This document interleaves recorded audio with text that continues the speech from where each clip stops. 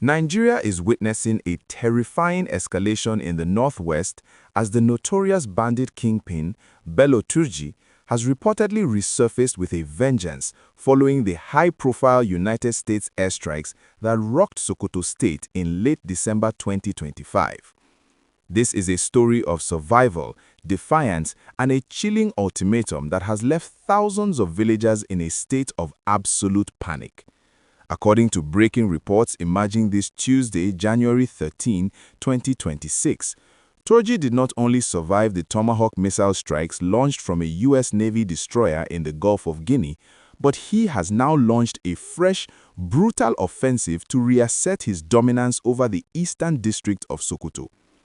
Security sources have confirmed that the bandit leader escaped the December bombardment with only a minor shrapnel injury, and he is now using his survival to fuel a narrative of invincibility.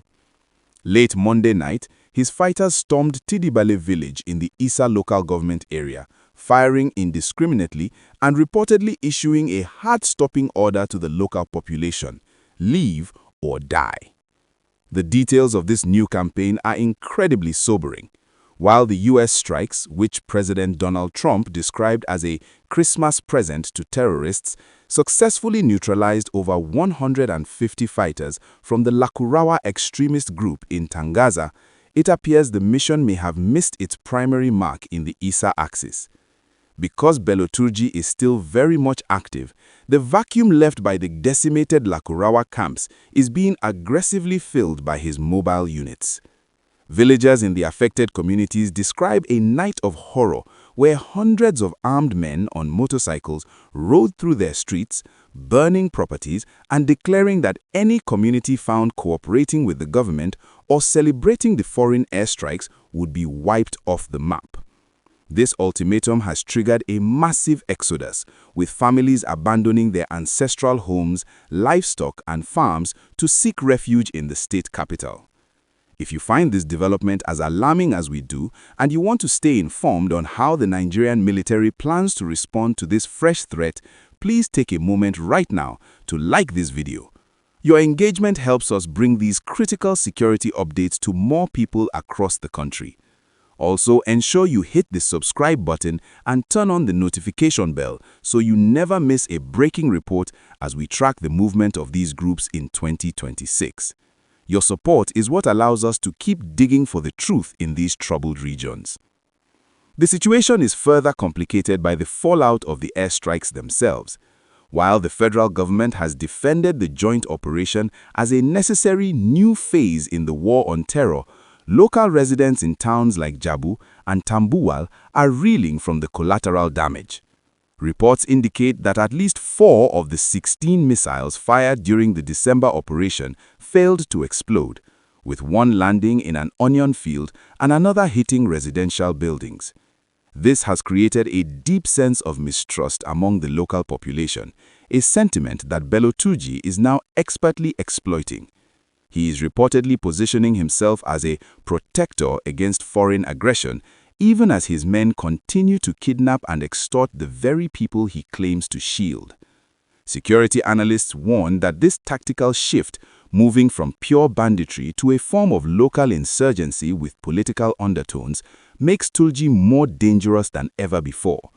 The Nigerian Army's 1st Brigade in Gusau had recently claimed that insecurity in Zamfara was being reduced to the barest minimum, but this latest surge in Sokoto suggests that the bandits are simply shifting their operations to areas where the pressure is perceived to be lower.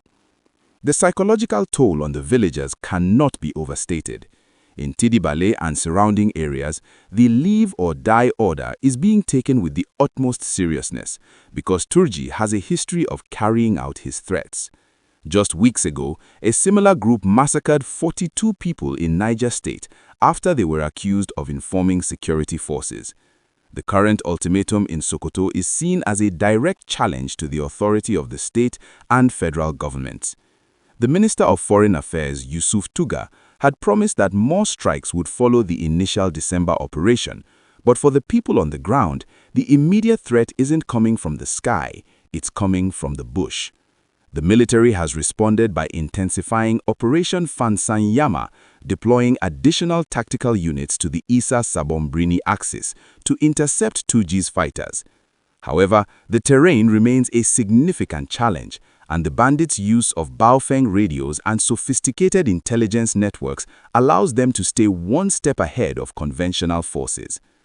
As we look at the broader implications for 2026, the question on everyone's mind is whether the involvement of foreign military assets will actually stabilize the region or simply provoke more violent reprisals from leaders like Turji. The Lakurawa group, which was the primary target of the US strikes, has already shown signs of regrouping, with survivors reportedly fleeing to the Niger Republic only to return through porous border points. Meanwhile, the Federal Hot Court in Abuja has reactivated terrorism charges against Turji and his associates, but as long as he remains at large in the vast forests of the Northwest, those charges remain a distant legal formality. The real battle is happening in the trenches, in the small villages where ordinary Nigerians are being told to choose between their homes and their lives. We will continue to follow this story as it develops, providing you with verified information from the front lines of this conflict. What do you think about the US involvement in Nigeria's security? Is it a perfect strike as claimed, or is it making the situation on the ground more volatile? Let us know your thoughts in the comments below. Your perspective is a vital part of this conversation.